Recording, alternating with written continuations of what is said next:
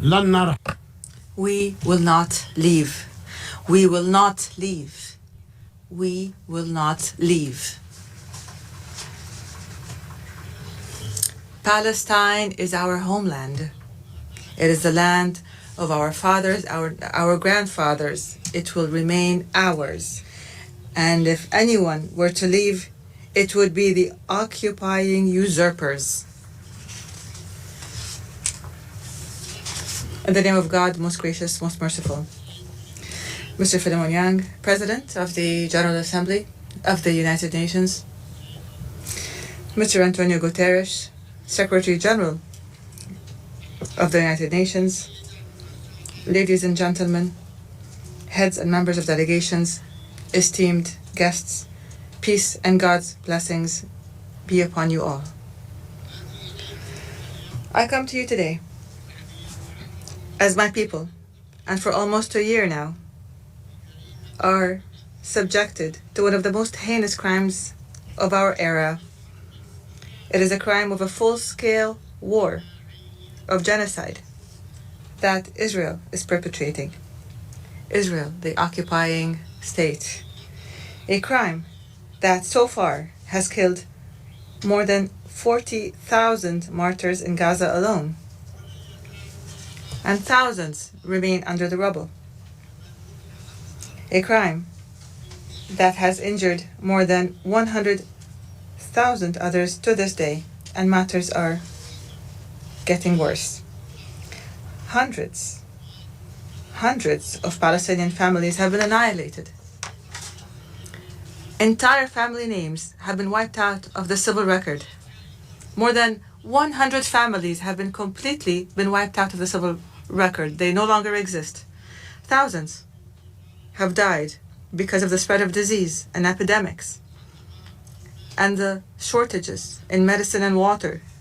Moreover, more than 2 million Palestinians in Gaza have left their homes multiple times in search of safety and fleeing the systemic operations that the Israeli occupying army is perpetrating. And as this war of aggression continues, dozens are being killed every day, and double that amount is being injured amongst our bereft people in the Gaza Strip and in the West Bank and in Jerusalem. I'm not here to respond to the lies of the Israeli Prime Minister, lies that he said in his speech before the US Congress in July, where he claimed that his army does not kill innocent civilians in Gaza. I ask you by God, who is it then that killed more than 15,000 children of the 40,000, and an equal number of women and elderly persons from our people? And who is it then that is continuing to kill them? I ask you to answer me by God. Stop this crime. Stop it now. Stop killing children and women. Stop the genocide. Stop sending weapons to Israel. This madness cannot continue. The entire world is responsible for what is happening to our people in Gaza and the West Bank. The West Bank that is under a daily and continuous Israeli aggression. It is under a vicious settlement activity. They're building everywhere in Palestine, as if all of Palestine is theirs. It is subjected to the terrorism of gangs of settlers under the patronage and support of the Israeli government and the occupying army, which destroys hundreds of houses in the lands of Palestine, not to mention what our eternal capital, Al-Quds, is being subjected to in terms of campaigns to change its nature, to Judaize it, and to aggress it and its holy sites and landmarks, to change its historic and legal status.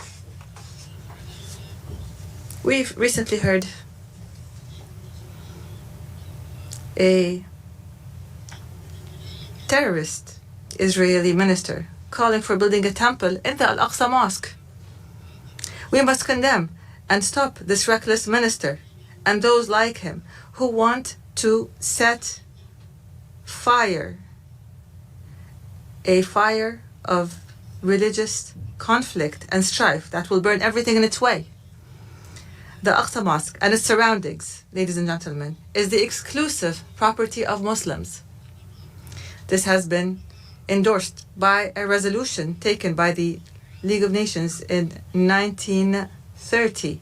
This was a resolution by the League of Nations, and we will accept nothing else regardless of the circumstances. Ladies and gentlemen, we have repeatedly warned here in the General Assembly that the situation in the occupied land of the State of Palestine warns of an explosion, and this explosion has happened. It happened on October 7th of last year and afterwards.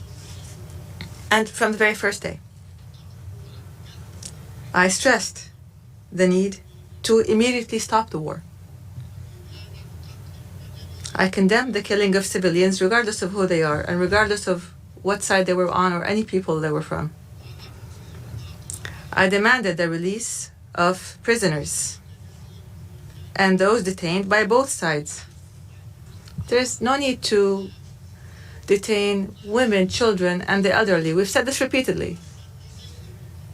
To anyone who has those people detained, I called for immediately going to the negotiations table to implement a two-state solution based on international resolutions. But instead of heeding the voice of reason, the Israeli government took advantage of what happened to launch an all-out war of genocide against Gaza. It committed and continues to commit war crimes as acknowledged by the international community. They're called war crimes. Israel today is now launching a new aggression on the brotherly Lebanese people. The Lebanese people are now being subjected to a war of genocide. And Israel must stop the war in Lebanon and in Palestine. We condemn this aggression and we demand that it stops immediately. Israel has reoccupied the Gaza Strip in its entirety, and it has destroyed it almost entirely, so that Gaza is no longer fit for life. Most homes have been destroyed. The same applies to most buildings, health facilities, educational facilities, economic buildings, roads, churches, mosques, water plants, electric plants, and sanitation plants. Anybody who goes to Gaza who'd known it before would not recognize it anymore. It's no longer there. 75% of everything in Gaza has been fully destroyed. If Israel thinks that it would get away from being held accountable and punished for these crimes, then it is delusional. The international community must immediately impose sanctions on Israel.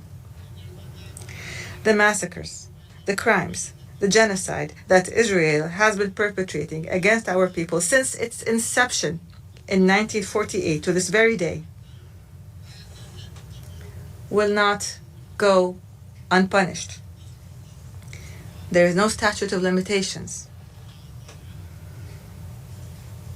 Rights will never be lost as long as there are those who demand them. And despite our repeated calls and demands, the world has not succeeded in obliging Israel, this transient state, to stop this war of genocide and its war crimes against innocent civilian residents. We regret that the U.S. administration, the democracy of the world, the largest democracy in the world, obstructed 3 times draft resolutions in the Security Council demanding Israel to observe the ceasefire. The U.S. alone stood and said, no, the fighting is going to continue. It did this by using the veto. And added to that, it furnished Israel with the deadly weapons that it used to kill thousands of innocent civilians, children and women. And this further encouraged Israel to continue its aggression. As long as the US is supporting it, then why not keep going? Since it's already an aggressing state. This is the United States, the very country that was the only member in the Security Council that voted against granting the state of Palestine full membership in the UN. We don't deserve membership in the eyes of America, so they use the veto against it. I don't understand how the United States could insist on opposing our people, insist on depriving us of our legitimate rights to freedom and independence, as is the right of the rest of the countries, 194 countries, and we are no less than them. Ladies and gentlemen, Israel, which refuses to implement United Nations resolutions, does not deserve to be a member in this international organization. Israel, whose permanent representative in this organization says that the very building of the United Nations, and he said that this building must be removed. This building that we are sitting in right now, it must be wiped off the face of the earth. This country does not deserve to be a member in this organization. It has from the very beginning not fulfilled the conditions for membership.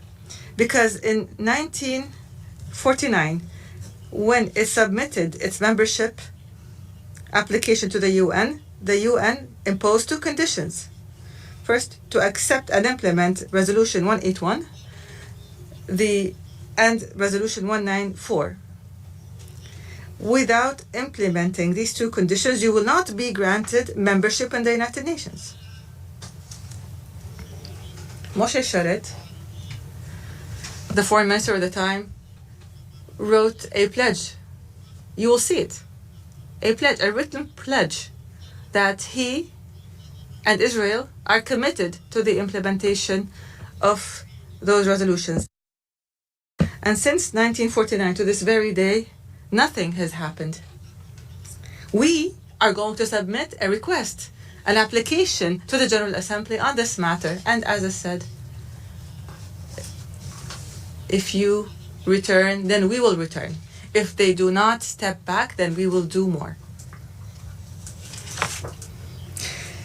I take this opportunity to commend the member states of the United Nations that voted with more than a two-thirds majority in favor of the draft resolution submitted by the state of Palestine, supported by a large number of friendly and sisterly countries, to adopt the ICJ's historic advisory opinion issued on the 19th of July 2024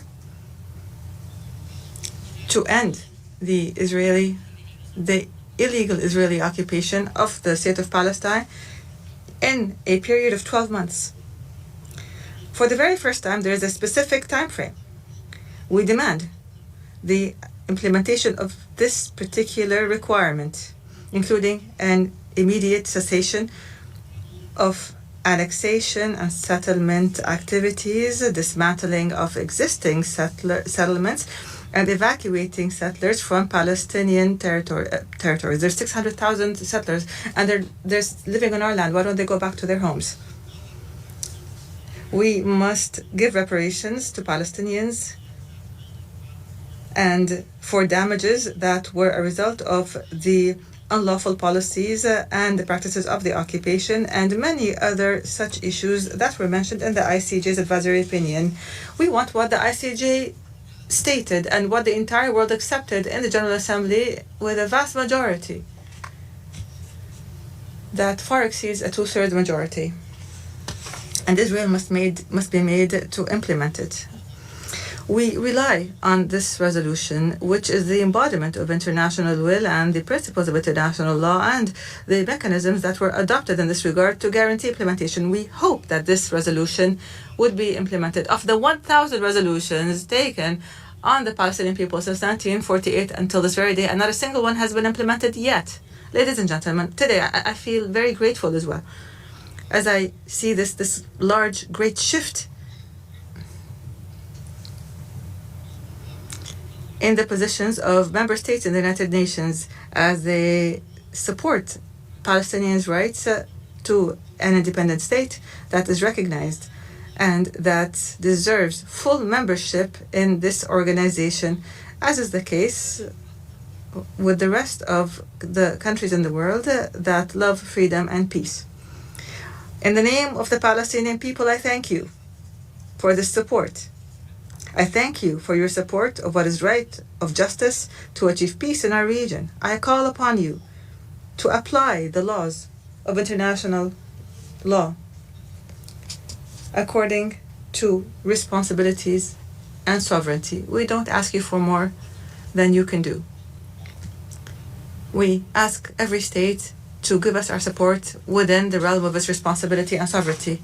I also express our gratitude and appreciation for the demonstrations that spoke against the genocide in Gaza and that supported Palestinian rights that have been taking place throughout the world, including the American people. And I acknowledge the American people are marching in the streets in these demonstrations, and we are grateful to them.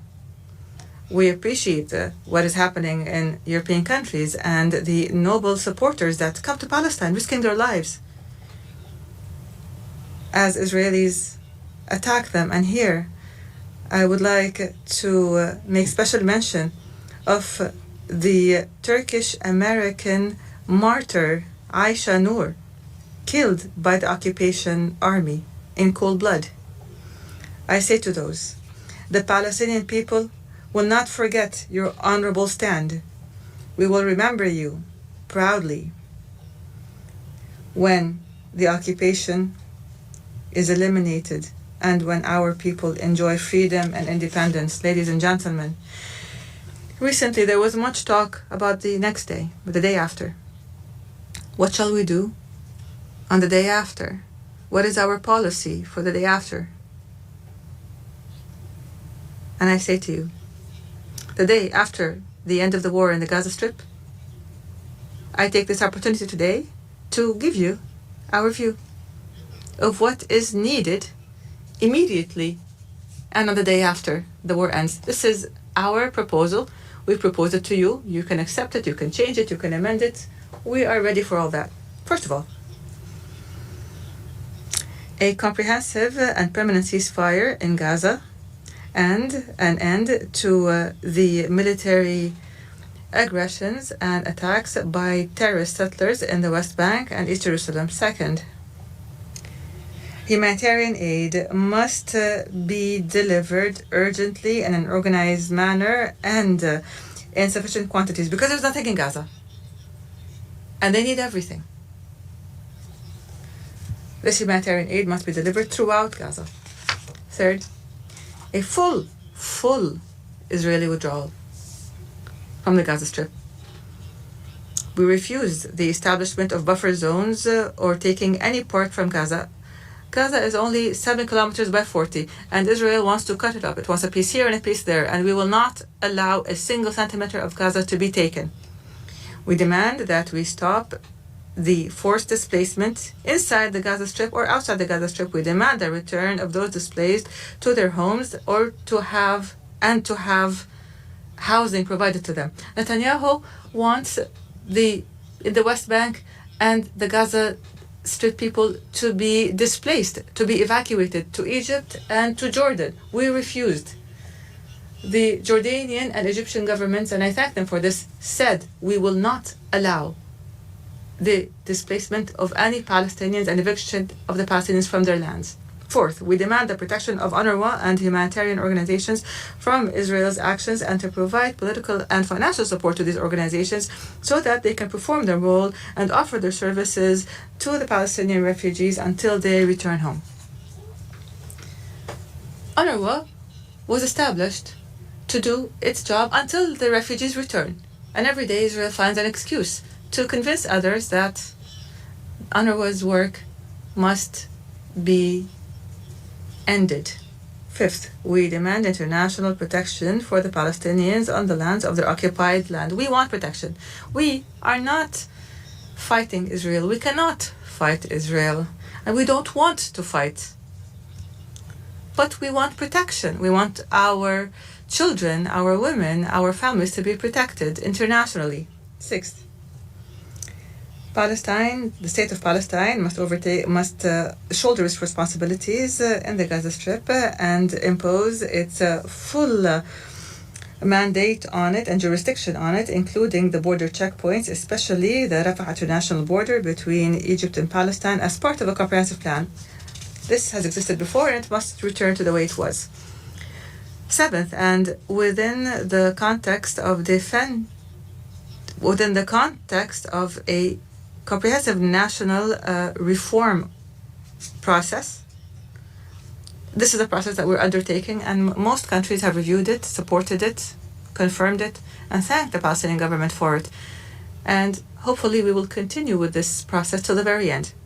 In terms of this process, we will reconstruct our infrastructure and state institutions destroyed by Israel. We will revive the economy and establish sustainable development and rebuild the Gaza Strip. And we will hold the state of Israel fully responsible. Eighth, the authority of the state of Palestine and the Palestinian government and the PLO, the legitimate and sole representative of the Palestinian people, will have authority on all Palestinian territories in the Gaza Strip, the West Bank, and Eastern Jerusalem, as has been stipulated for us by international law. We are not asking for more, but we will not accept any less. The West Bank, the Gaza Strip, and the Eastern Jerusalem. We will not ask for more, but we will not accept any less. We will hold general elections. We're ready to hold the elections. We've been ready in the past, but Israel refused to allow us to hold these elections in Jerusalem. But if this were to happen, we're ready to hold these elections and to form a Palestinian government in accordance with the results of these elections. Ninth, we will continue to mobilize the largest possible international support so that the state of Palestine can achieve full membership in the United Nations as soon as possible. What do we lack? To be sitting amongst you. What do we lack? To be on the same footing as 194 official member states in the United Nations. We have the land, we have the authority, we have the people, we have the culture, we have the knowledge, we have everything that we need. We ask you to help us. 10th, the full implementation of the General Assembly resolution on the advisory opinion that we mentioned, issued by the International Court of Justice in a manner that would lead to the end of the occupation in 12 months, as stipulated by the resolution, as set by the advisory opinion. Number 11, hold an international peace conference under the auspices of the United Nations within a year to apply the two-state solution. So we hold this international conference so that we would resolve all the problems that remain between us and Israel. By the way, we recognize the state of Israel, but Israel doesn't recognize us. We want a solution that would protect both countries, the state of Palestine and the state of Israel, so that they can coexist in peace, stability, and security. Number 12, to adopt international peacekeeping forces by virtue of a Security Council resolution between the states of Palestine and Israel to guarantee the security of both countries. We call for guaranteeing the security of both countries. These are the elements of our vision for the day after, for today and for the day after the war ends in the state of Palestine in general. And I call upon you to adopt this plan and to provide all the necessary means to guarantee its success. Ladies and gentlemen, a few weeks ago, I declared that I've decided to lead a Palestinian delegation to the Gaza Strip. so that we can stand by our people who have been exhausted by the Israeli genocide war. I call upon you to support this decision by issuing a United Nations resolution by the United Nations here, by pressuring the occupying government so that it would not obstruct this effort. And here I welcome any state, any party that wants to join us in this visit. We'll be happy to go with you to Gaza so that we could all see the tragedies that are taking place. I salute our heroic people that are sacrificing all that is precious for Palestine. In the Gaza of sacrifice, in the West Bank of solidarity, of Al-Quds, which is our crown jewel and our capital. We salute our people in the diaspora, in the refugee camps, to our brave prisoners in Israeli prisons. 6,000 prisoners. Israel arrests whoever it wants. Those prisoners whose dignity is being violated every day. Palestine will be free. It will be free despite anyone who objects to that. Our people will live on the land of their fathers and grandfathers as they have done for more than 6,000 years. They will continue their legitimate struggle for independence. The occupation will end. God's and peace blessings be upon you.